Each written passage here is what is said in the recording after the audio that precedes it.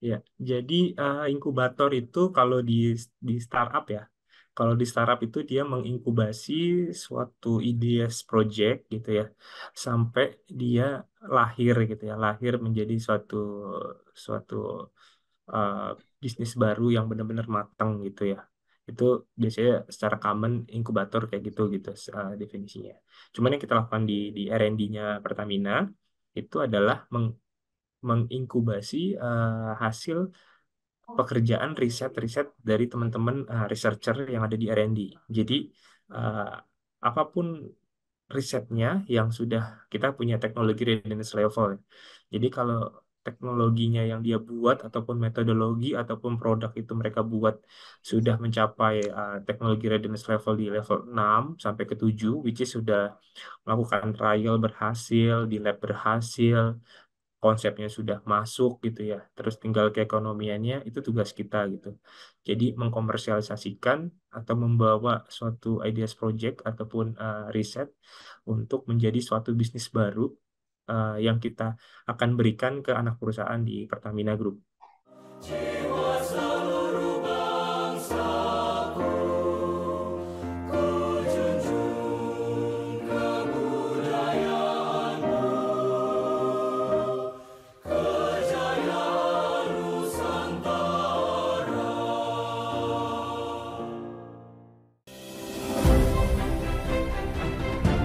Saya Bambang Sajono di kanal Inspirasi untuk Bangsa. Saat ini saya sudah bersama dengan salah seorang alumni Fakultas fisika gitu. IPA. Memang kakak kelas itu memang menginspirasinya dengan di pusat.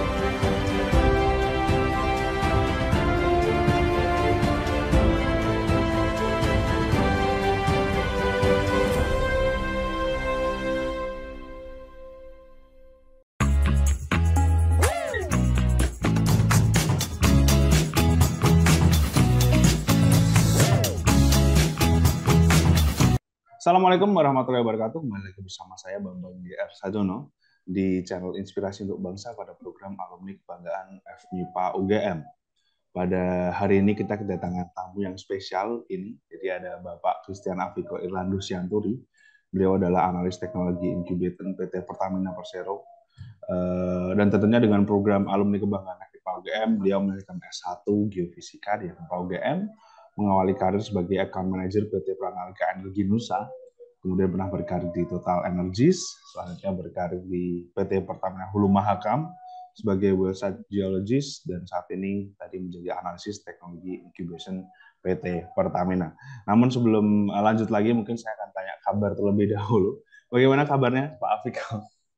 Halo, halo, ya, selamat sore. Alhamdulillah kabar baik, sehat, bagus semuanya. Gimana kabarnya? Alhamdulillah. Aman, Mas? Aman, alhamdulillah. Aman. Kalau kita kan Alhamdulillah. laki-laki, aman? Aman. Aman. Iya. Iya, jadi karena sesuai dengan nama programnya sendiri ya Pak Afiko, mungkin saya akan mulai dari awal-awal sekali. Mungkin bisa diceritakan bagaimana dulu bisa tertarik masuk ke FMIPA UGM, Pak Afiko. Monggo. Oke, kenapa ya tertarik dengan masuknya FMIPA UGM dulu ya? Jadi pada waktu kita mau kuliah kan berarti kita pada waktu itu pada masa SMA ya. Pada masa SMA tuh eh, saya punya impian ya, punya impian, punya target gitu ya. Saya punya target bisa bekerja di dunia pertambangan atau perminyakan gitu kan. Nah, terus saya screening di UGM khususnya. Kira-kira jurusan apa nih yang bisa membuka peluang lebih besar gitu ya untuk bisa bekerja di sana gitu dalam bidang hal apapun gitu ya. Maksudnya sesuai dengan apa yang saya bisa gitu, yang saya ungguli gitu ya. Setelah hasil screening itu ada dua sebenarnya, ada geologi sama geofisika. Cuman pada saat itu saya lihat probabilistik ya, probabilistik dalam arti kemungkinan saya diterima lebih besar di mana gitu kan. Karena ya, karena saya melihat hidup tuh selalu dengan probabilistik gitu ya. Maksudnya selalu membuka peluang lebih besar gitu. Jadi mengurangi resiko merisiko gagalnya tercapai tujuan gitu. Jadi waktu itu saya lebih pilih prefer geofisika dan juga uh, kebetulan juga saya lebih strong di fisikanya gitu instead of geologi karena dulu SMA kita kan nggak belajar geologi sama sekali gitu ya. Jadi masih blank lah gitu. Jadi ya kalau geofisika kita udah kebayang gitu, fisika kebumian tuh nanti arahnya kemana, kira-kira mampu apa enggak, kayak kita udah bisa ngukur gitu kan, bisa ngukur, kayaknya ini bisa deh. Dan probabilistiknya, waktu itu kondisinya pada saat saya daftar tuh lebih besar gitu kemungkinannya diterima, karena saingannya lebih lebih sedikit dibandingin teknologi waktu itu ya. Jadi itu sih backgroundnya ya. Baik, baik. Pada saat mendaftar itu tahun berapa ya, Pak Afiko kira-kira? Saya 2008. 2008. 2008. Berarti 2008. memang ngerti ya, masa UGM juga sudah terkenal juga seperti itu ya. Ya, betul, betul. Karena memang pertanyaan saya selanjutnya adalah bagaimana dulu pada saat pertama kali masuk itu, apa yang dirasakan Pak Afiko? Itu first impression-nya gimana tuh masuk geofisika FMIPA UGM? Apakah ternyata banyak orang dari berbagai macam daerah, ternyata Ya. kebanyakan orang Jogja atau gimana? Ya, eh, karena saya kan sampai SMA di Jakarta, di Jabodetabek gitu ya. Jadi pada saat masuk FPIPA UGM, pada saat ospek ya awal-awal tuh melihat sekitaran sih cukup variasi, cuman mostly kebanyakan memang dari sekitaran DIY ya, DIY dan Jawa Tengah dan Jawa Timur. Jadi cukup cukup shock culture juga kalau kata anak sekarang ya. Shock culture dalam arti kok bahasanya terlalu halus gitu. Sesama laki-laki aku dan kamu gitu kan. Jadi kayak kayak itu buat kita orang yang Jabodetabek yang biasa agak kasar gitu, gua lo gitu ya, itu agak cukup shock juga. Terus ngelihat secara lingkungan juga, wow, ini orang-orangnya terlihat sangat edukatif banget gitu ya, maksudnya yang anak-anak perpus banget mungkin, yang wah kelihatan banget lah, kelihatan dari tampangnya tuh udah kelihatan pinter-pinter lah gitu, beda sama kita yang mungkin ya nggak kelihatan kalau dari penampilan gitu ya, dari segi-segi berbicara, komunikasi juga sangat-sangat terlihat inilah edukatif lah ya, dibanding kita yang mungkin terlalu banyak pergaulannya aja gitu. Ya itu sih yang Iya, saya lihat sih, impressionnya itu sih. Karena kan FMIPA tuh kebanyakan kan dari kimia, fisika murni, kimia murni, biologi apa di luar biologi ya. Terus statistik, matematika gitu ya. Itu kan udah pasti orang-orang yang teorinya tuh udah nggak usah dipertanyakan lagi gitu. Pasti strong-strong banget teorinya.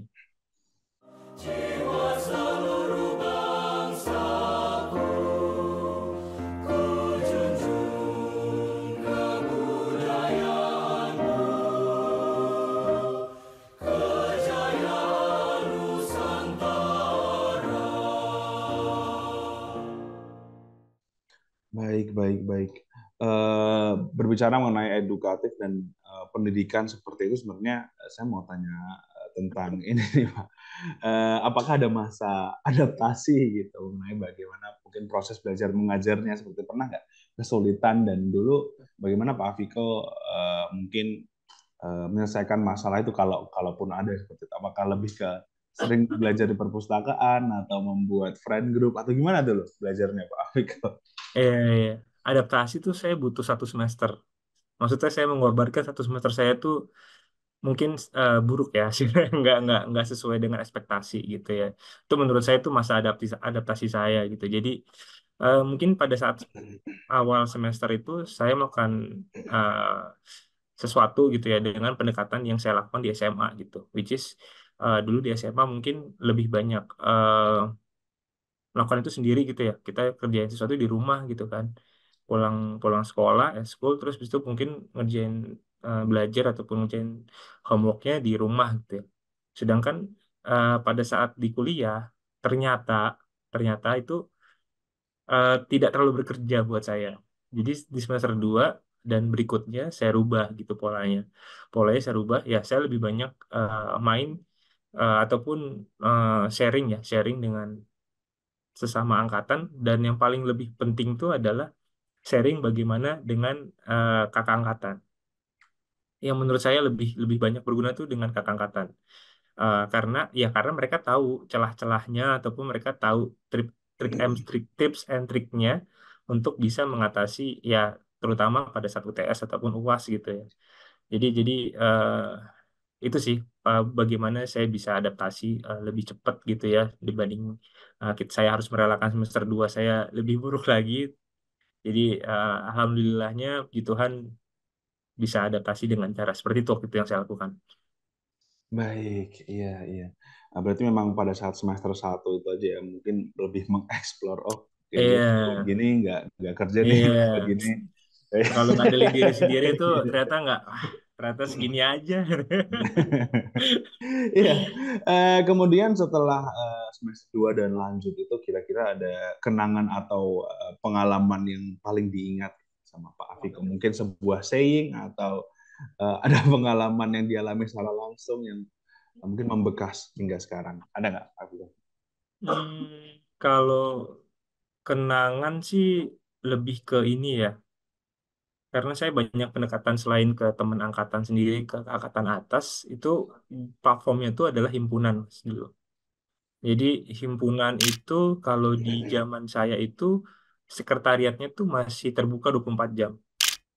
Jadi saya bisa dibilang tuh nongkrong di himpunan tuh bisa, kalau nggak ada kuliah ya, bisa pagi, mungkin siang, sore, mungkin yang paling sering tuh di malam ke subuh malah. Maksudnya di situ lebih banyak senior kan, maksudnya lebih banyak kakak angkatan yang ada di situ. Jadi eh, ya saya lebih approach-nya ke situ, ke waktu-waktu yang di mana mereka lebih banyak gitu. Jadi nginep di kampus tuh udah hal yang biasa gitu. Kita pulang pergi jam 3 jam 4 subuh buat tidur sebentar di kosan, habis itu kuliah pagi itu udah sering. Ya itu salah satu menurut saya eh, kenangan, dan menurut saya itu juga berkesan karena ya banyak value yang bisa saya dapetin ketika eh, sharing dengan teman-teman ataupun dengan kakak angkatan di himpunan gitu ya, di sekretariat himpunan. Mungkin itu sih yang menurut saya lumayan keinget sampai sekarang sih.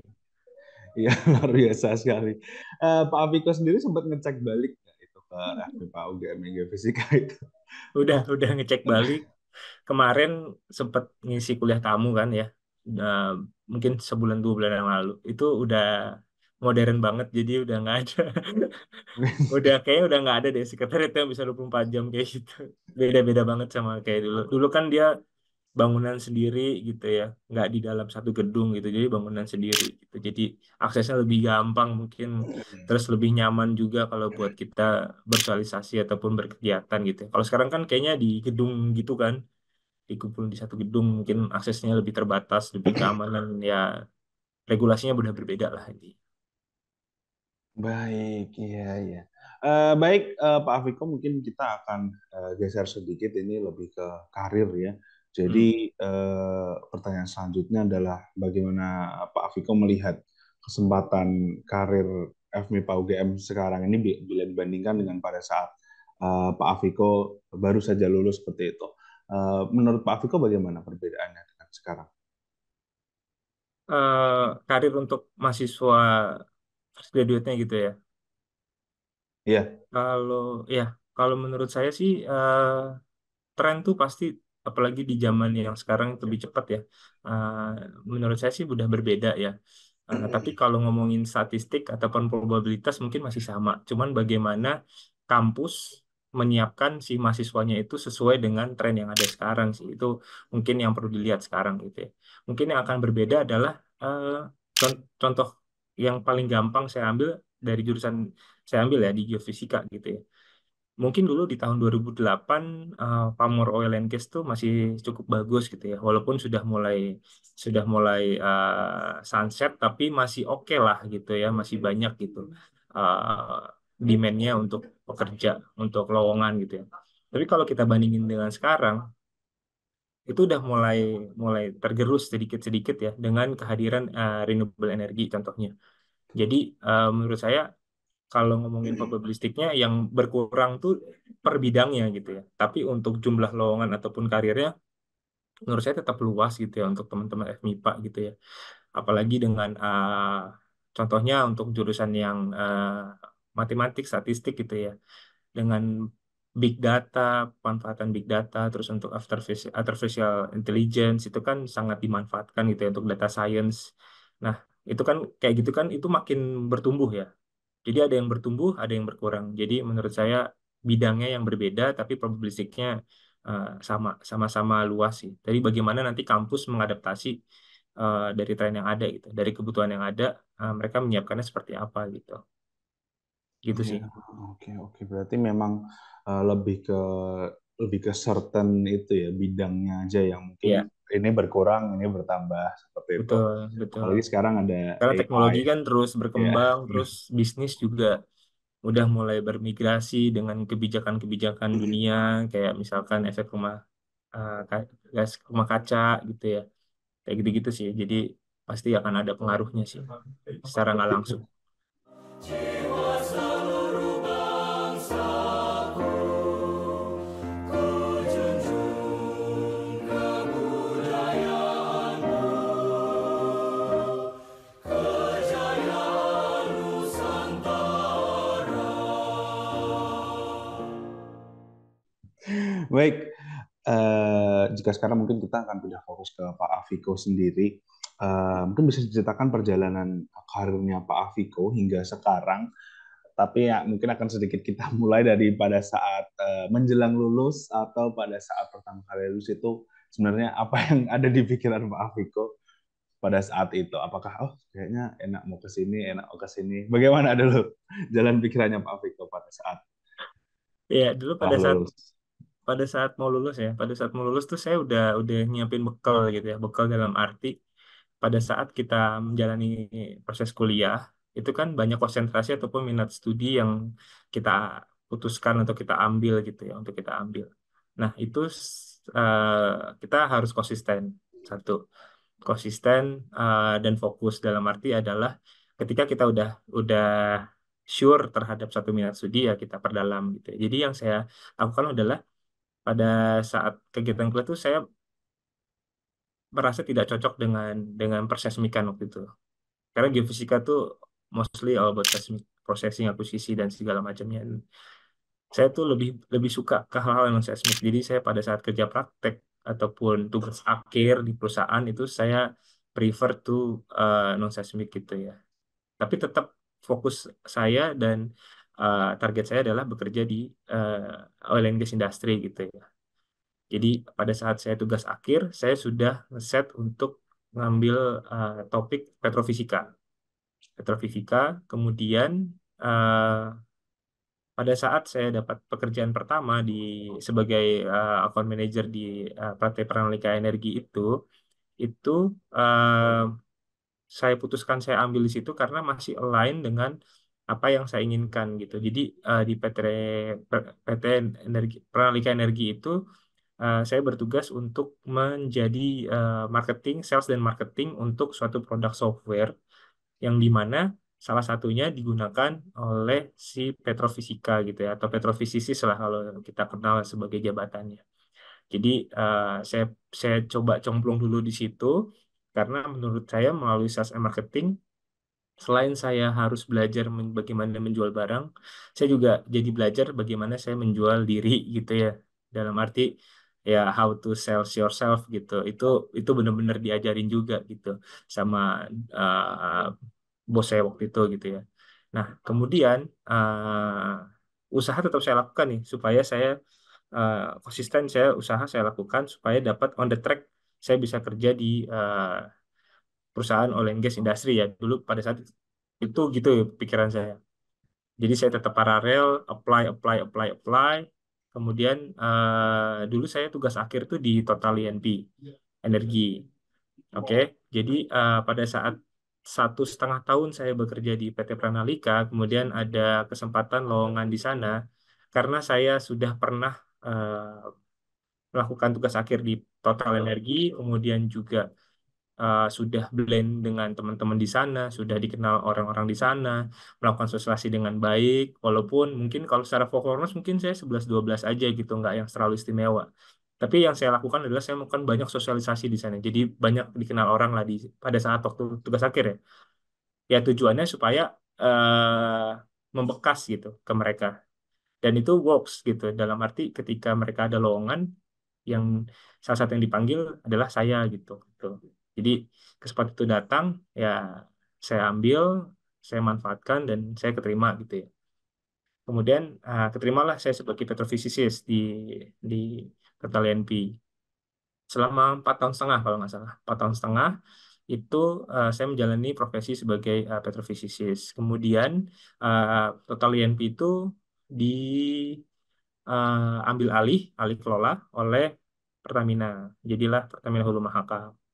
Nah, pada saat alih kelola itu tuh kalau nggak salah 2016 ke 2017 tuh oil and gas industry tuh lagi lumayan turun pricingnya. Jadi activity operation tuh jauh berkurang. Kemudian ketika diambil alih oleh Pertamina, operation tuh ramp up lagi.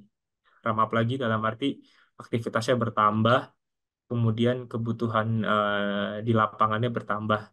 Datanglah kesempatan waktu itu saya ditawari untuk convert nih dari geofisis, petrofisis jadi riset geologis. Nah, itu saya dapat kesempatan itu datang dari departemen sebelah ya waktu itu ya. Jadi petrofisis itu fungsi sebelahnya itu servicesnya adalah riset geologis. Jadi saya dapat kesempatan itu, saya di training, training dulu loh, karena kan saya bukan seorang geologis gitu ya. Jadi saya di training dulu kurang lebih 2-3 bulan waktu itu ya, sampai saya in charge jalan di situ sampai tahun 2000, dari 2018 sampai 2020. 2020 kemudian eh, ada kesempatan di PT Pertamina Persero untuk menjadi waktu itu awal-awal jadi analis innovation strategi gitu ya di planning and commercial untuk suatu R&D-nya Persero. Jadi R&D-nya Persero tuh Pertamina Persero tuh ada namanya Research Technology Center. Terus kemudian sekarang berubah nama menjadi Teknologi Innovation untuk sekarang ya. Jadi waktu itu saya pertama-tama berkarir di Persero sebagai analis innovation strategi. Kemudian sekarang sudah berpindah lagi menjadi analis teknologi incubation. Jadi kesempatan itu terus hadir. Sebenarnya ya karena kita terus terus mencari dan juga kita terus membuka peluang sih. Itu waktu itu poinnya itu sih. Jadi itu sih singkatnya perjalanan karir saya sih. Iya, baik.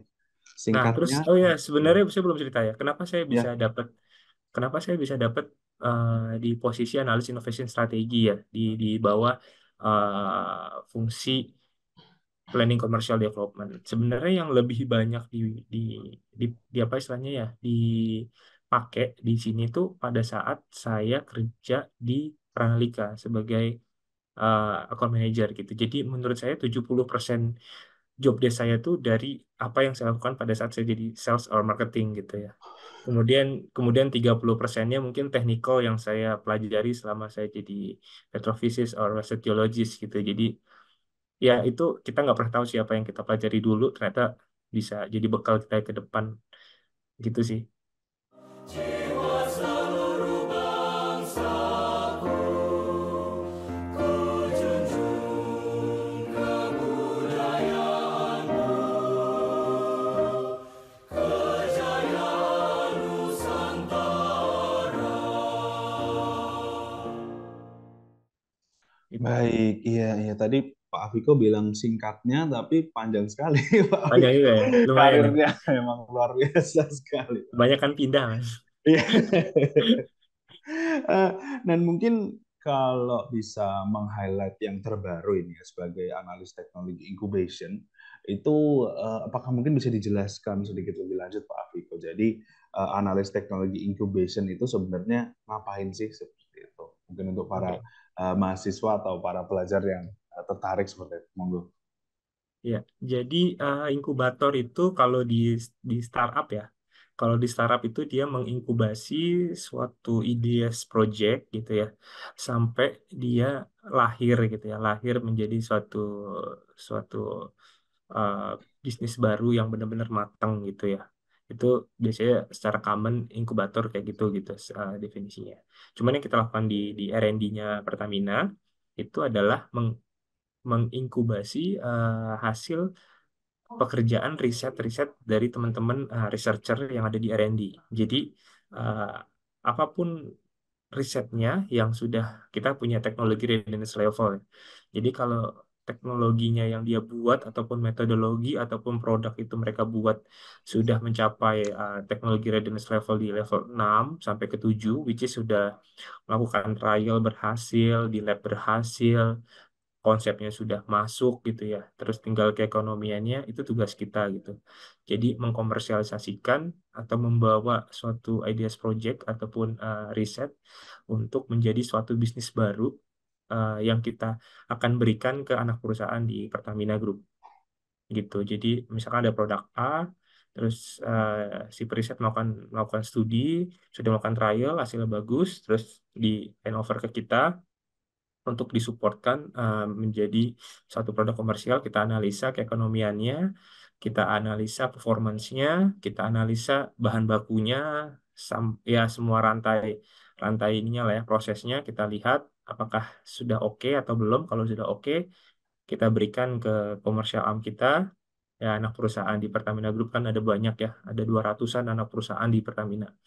Nah, itu kita berikan yang paling cocok dengan portofolio yang existing gitu. Jadi misalkan dia chemical ya berarti kira-kira anak perusahaan mana nih yang mainnya di chemical? Ada A, B, C, D ya nanti kita seleksi lagi gitu. Nanti ada fungsi lagi uh, di strategic investment untuk melakukan seleksi kira-kira mana yang cocok untuk diberikannya ke siapa gitu. Itu yang kita lakukan sih. Oke, berarti memang lebih ke bisnis dan manajemen seperti itu ya Pak Afika. Iya, iya untuk sekarang Oke. ya.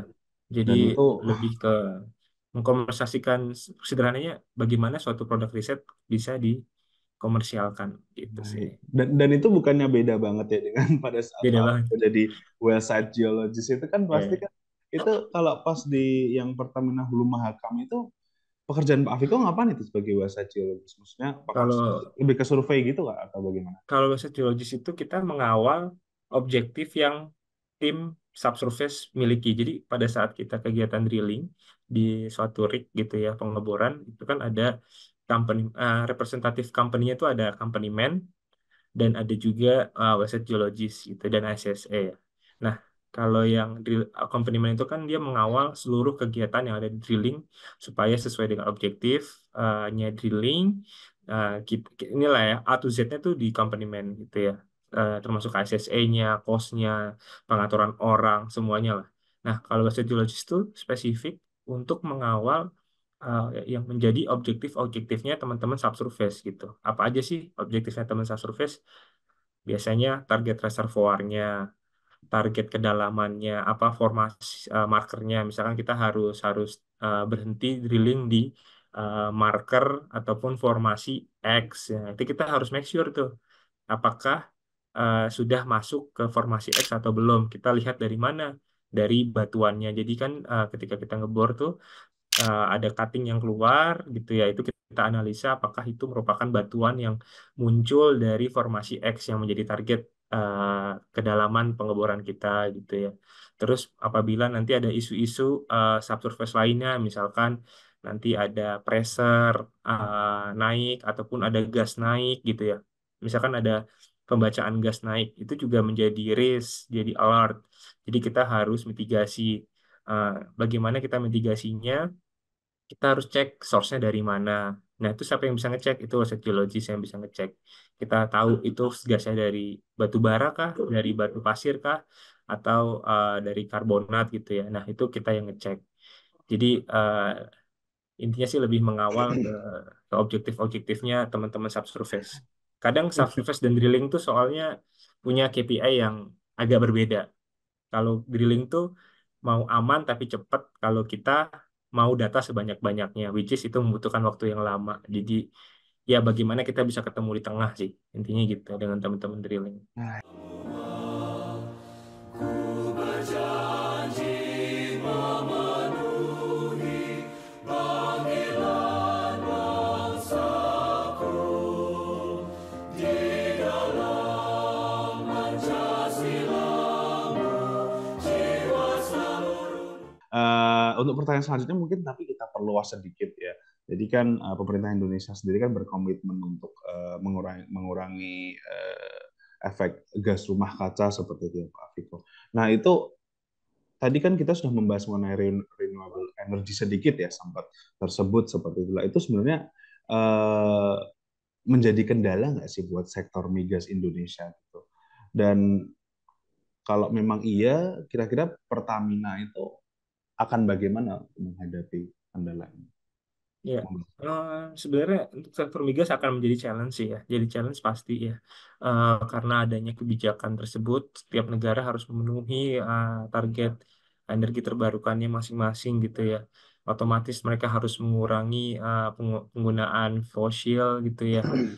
Kemudian untuk Pertamina sendiri kita pasti akan mempersiapkan diri ya sebagai perusahaan energi gitu ya. Kita kan sudah mentransformasikan bukan perusahaan oil and gas lagi tapi perusahaan energi gitu, which is kita open to all energi gitu. Jadi eh, tantangan itu pasti akan selalu ada. Salah satunya dengan adanya kebijakan untuk penggunaan renewable energy, walaupun masih di renewable energy sebenarnya challenge-nya masih dalam keekonomianya juga masih challenge gitu ya. Tapi kita mempersiapkan dari sekarang.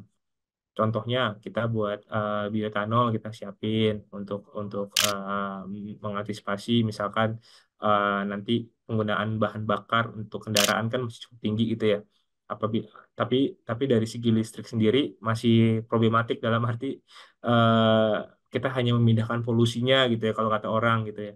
Nah, jadi kita siapkan paling dekat tuh bioetanol. Kemudian kita juga bersama-sama untuk kendaraan listrik sendiri kan kita membentuk IBC ya, Indonesia Battery Company itu kan antara Pertamina, PLN, eh, kemudian Main ID dan Antam ya kalau nggak salah ya. Itu kan kita berempat bikin konsorsium untuk baterai gitu ya untuk ya karena memang demand-nya ada di sana gitu ya. Kemudian kita juga membuka untuk ketika nanti kita pengurangan pengurangan karbon paling paling cepat dan paling signifikan tuh biasanya bukan biasanya sih berdasarkan teori itu harus diinjeksikan. Diinjeksikan tuh udah paling signifikan dan paling cepat lah liquid itu berupa CCS gitu ya, carbon capture storage. Nah itu kita juga ongoing studinya, apalagi Perpres tentang CCS tuh udah keluar di tahun ini ya melalui Kemenko Marves. Itu juga di salah satu support juga buat kita untuk mempercepat atau mengakselerasi proses bisnis yang ada akan datang di CCS. Dan juga kita membuka diri untuk hidrogen, green hidrogen, karena kita punya geothermal, kita punya sumber listrik energi hijau, jadi kita bisa manfaatkan eh, hidrogennya sebagai produk green, which is itu nanti akan lebih premium dibandingkan hidrogen biasa gitu ya. Dan itu merupakan komoditi yang cukup bagus juga di Asia Pasifik. Jadi itu mungkin poin-poin yang mungkin kita siapkan sebagai bekal nanti menghadapi era yang baru gitu ya istilahnya. Ya, baik. Pak Afiko memang tadi banyak sekali ya maksudnya. Tadi ada hidrogen dan juga renewable energy yang lain seperti itu dan baterai juga kan tadi kan ada. Tapi mungkin ini agak sedikit di luar sedikit ya. Saya penasaran sebenarnya kalau untuk pemanfaatannya sendiri sesuai dengan kebutuhan Indonesia itu ada kendala nggak sih di situ? Maksudnya kan energi terbarukan kan ada juga kan dari bahan mentah kemudian ready to use kemudian menjadi energi seperti itu kan. Yes. Nah, mungkin kalau kita memang bahan mentahnya kan mungkin memang kita banyak seperti itu ya. Tapi untuk ready to use ke energi itu kan kita kebutuhannya banyak sementara apakah kita sudah ada kapabilitas untuk mentransfer barang yang siap itu menjadi energi itu kira-kira kesiapan Indonesia di situ bagaimana Pak Afiko melihatnya? Mungkin poin per poin ya. Kalau bioetanol mungkin kita masih butuh kebijakan dari pemerintah ataupun insentif terkait penyediaan bahan bakunya. Karena bioetanol sendiri kita variasi bahan baku cukup banyak gitu ya. Bisa dari sorghum, bisa dari eh, apa namanya singkong atau apa dari jagung gitu ya. Itu untuk pemenuhannya kita bisa. Cuman apakah apakah stoknya ada, itu kan masih challenge, maksudnya antara demand energinya sebagai bioetanol dengan demand feedstocknya, apakah itu bisa balance, itu saya rasa masih butuh butuh akselerasi ya, masih masih challenging di situ untuk penyediaan bahan bakunya. Kemudian yang kedua untuk CCS. CCS. Kalau CCS itu kita lebih penyiapan ke skema bisnisnya sih. Skema bisnisnya dalam arti selama karbon karbon tax-nya itu masih tidak terlalu menarik buat para kalangan bisnis ya. Untuk di kalangan dalam negeri itu mungkin tidak akan ekonomis. Karena kalau kita di CCS tuh eh, cukup premium ya, material yang kita gunakan, kemudian transportasinya. Jadi masih mahal banget gitu ya. Jadi kita harus kalau mau kita bawa CO2 dari luar yang di mana negara yang datang ke kita itu sudah menerapkan nilai carbon tax yang cukup tinggi gitu, which is itu bisa bisa mendorong project itu untuk mendapatkan keekonomiannya gitu ya. Jadi cuman kan membawa CO2 itu kan bawa sampah dari luar itu kan sesuatu yang big thing ya, maksudnya mungkin butuh butuh approval dari KLHK-nya juga nggak gampang gitu ya. Jadi butuh butuh masih masih banyak challenge-nya lah di situ. Mungkin itu. Kalau di hidrogen ya kita ngomongin hidrogen itu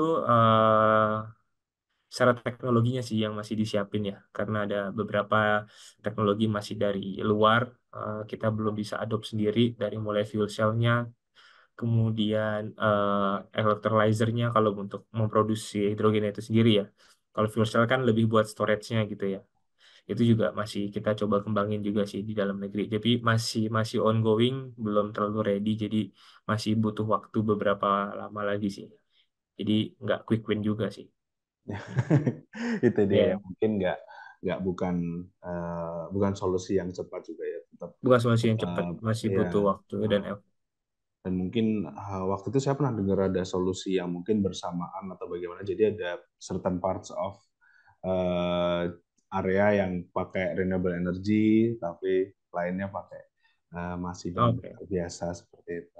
Iya, seru sekali mungkin Pak Afiko. Kita tapi akan kembali lagi ke AFMIPA UGM. siap. Kira-kira pada saat Pak Afiko ini masih di FMIPA UGM, apakah ada pembekalan yang khas atau mungkin eh, apa nilai-nilai yang masih dimanfaatkan oleh Pak Afiko hingga sekarang di dalam berkarir seperti itu? Ada nggak Pak Afiko? Iya, hmm, mungkin lebih ke kalau sampai sekarang ya, kalau sampai sekarang lebih ke soft skill-nya sih ya. Soft skill dalam arti kalau di geofisika tuh kita bisa dibilang ya secara sederhana tuh 50% teori, 50% praktek gitu ya, baik di lab ataupun di lapangan gitu. Nah, balancing itu yang kita butuhin sebenarnya. Jadi terlalu banyak di kelas menurut saya juga nggak bagus, tapi terlalu banyak di lapangan juga nggak bagus. Tapi emang harus ketemu titik seimbangnya, di mana nanti ketika kita di lapangan tuh kan kita pada saat praktikum ya, itu tetap udah ada pressure, udah ada pressure gitu ya. Jadi dari mulai kondisi pressure dari kondisi, pressure dari kondisi kondisi kita sendiri, dari kondisi teman, komunikasi dengan teman, kondisi dengan dosen ataupun kondisi dengan apa istilahnya dulu pengajar atau asisten gitu ya, asisten terus juga mungkin cuaca juga lagi nggak bagus itu kan pressure-pressure yang mungkin hadir gitu ataupun deadline deadline kalau kita di praktikum kan so many deadline gitu ya. Nah, mungkin itu ya, itu yang bakalan banyak kepake sih, banyak kan kepake ketika kita nanti di dunia kerja gitu, karena ya dunia kerja pressure juga datang dari mana aja, jadi kita udah siap gitu. Ya, terlepas kita juga harus punya teori yang bagus gitu ya. Satu itu sih, mungkin itu sih yang menurut saya bakalan kepake sih. Dosaku, ku junjung kemuliaan-Mu, kejayaan Indonesia.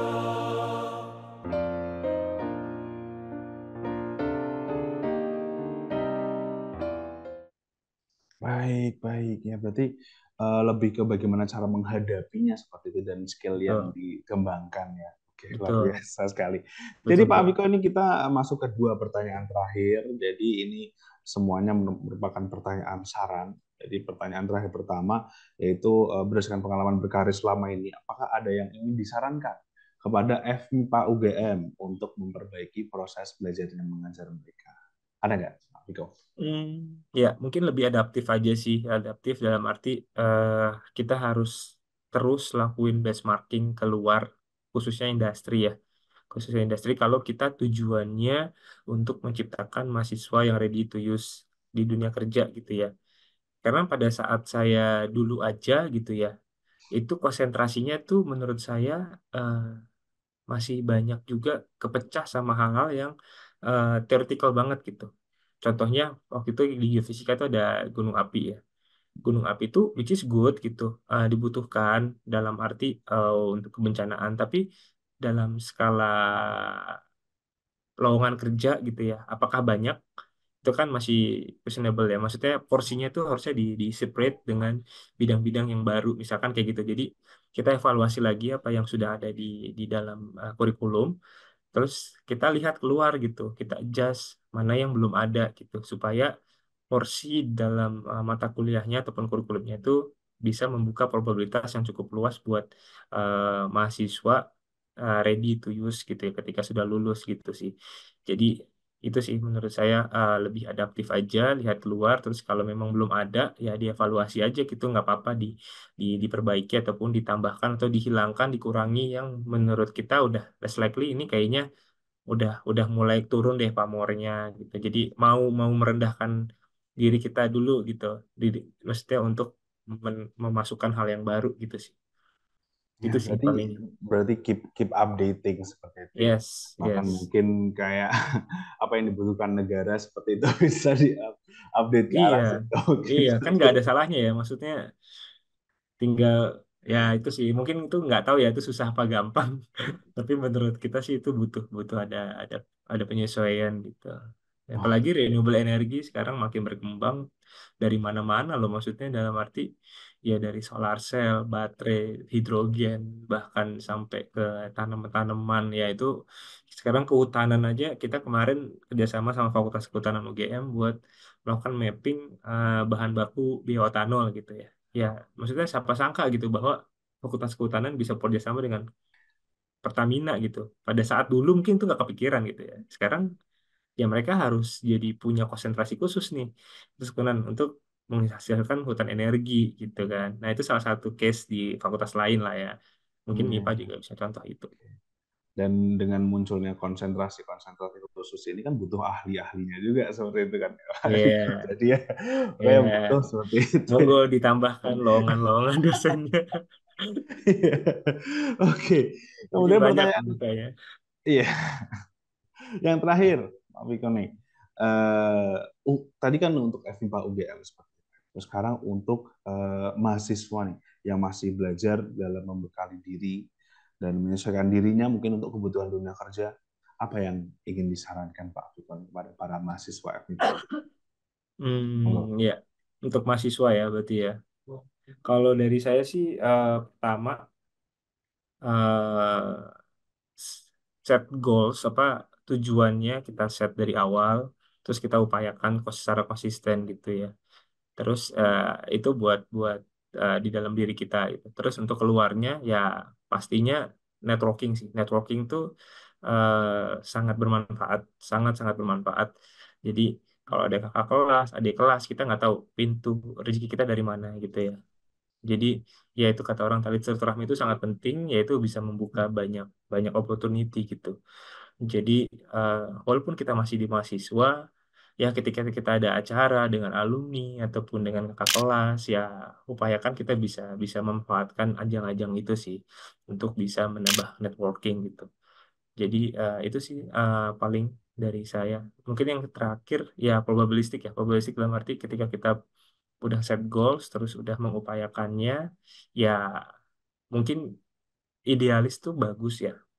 Cuman kadang kadang idealis juga bisa membunuh kita sendiri dalam arti kita kita udah nggak sekuat itu, mungkin kita bisa jadi malah jadi nyerah gitu ya. Mungkin kalau buat pribadi-pribadi yang kuat, kalau kita kita idealis, kita set goal satu, ya udah kita kejar satu itu walaupun tuh sampai 5 tahun, tapi itu bisa kecapai ya itu oke lah. Tapi kan kadang ada mental-mental yang mungkin gak sekuat itu ya.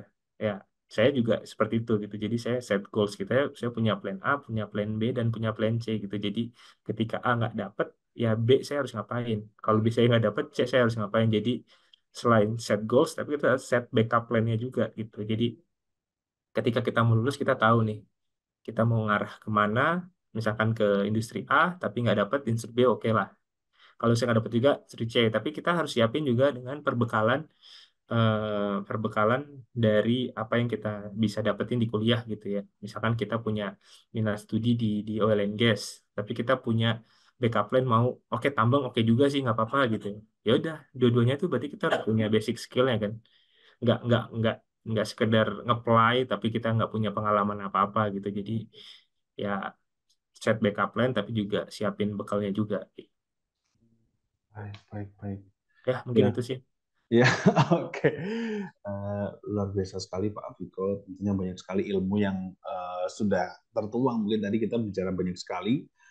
Semoga ini bermanfaat juga bagi para Amin penonton amin dimanapun amin. berada. Tentunya ini bermanfaat bagi saya dan moga-moga menjadi berkah juga untuk Amin Pak amin. Afiko. Iya, sebelum saya tutup diskusi pada hari ini, apakah mungkin ada kata-kata penutup dari Pak Afiko? Monggo. Ya, mungkin tadi udah sebagai penutup sih ya Mas, maksudnya mengulang lagi bahwa ya untuk ini khususnya kan target audiensnya nanti ke teman-teman mahasiswa ya, teman-teman mahasiswa. Jadi selalu set goals gitu ya, jangan let it flow aja gitu. Jadi tetap set goals, set backup plan-nya juga. Ketika goals satu nggak dapat, goals duanya apa? Dan jangan lupa mempersiapkan dirinya gitu dengan skill yang kita butuhin gitu. Misalkan kita mau masuk ke eh, perusahaan Pertamina misalkan jadi geofisika ya kamu harus harus persiapkan itu. Atau kedua kamu mau jadi seorang geofisika di area tambang, apa sih yang dipakai di area tambang, kalian harus cari tahu gitu ya. Terus kemudian ketika kamu punya punya planning seperti itu, punya goal seperti itu, ya kalian harus punya networking yang orang-orang yang ada di sana gitu. Itu juga akan jauh lebih bermanfaat gitu. Ya kita tahu lah, ini bukan ngajarin the power of orang dalam, bukan, tapi ini bagaimana kita mendapatkan informasi yang mungkin orang lain nggak dapetin, tapi kita dapetin dari networking kita.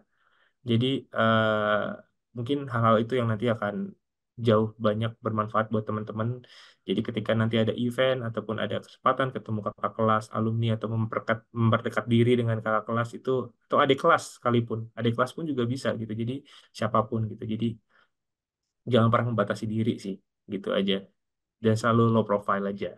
Mungkin itu aja. Oke. Dan itu juga berlaku juga ya, maksudnya kan mungkin ideal boleh, tapi kan jalannya banyak seperti itu ya. Betul. Nah, Nggak itu harus ya satu tadi. jalan. Betul, Ya, betul, betul, oke. betul, betul. Iya, sekali lagi terima kasih Pak Afiko sudah menyempatkan waktunya. Kesempatan yang sangat luar biasa. Saya ingin Sama-sama. meminta maaf apabila ada salah-salah kata untuk Pak Afiko. Sama-sama. Mohon maaf kalau ada yang salah kata. Ya. Sama-sama. Untuk para penonton dimanapun berada juga, saya juga mohon maaf dari salah kata. Moga-moga kita bisa sharing-sharing lagi di lain waktu, mungkin dengan topik-topik yang lebih Siap. luar biasa Lebih teknis lagi, juga nggak mungkin apa-apa. lebih teknis lagi juga ya. Baik, baik. Jiwa seluruh bangsaku, ku junjung kebudayaanmu, kejayaan Nusantara.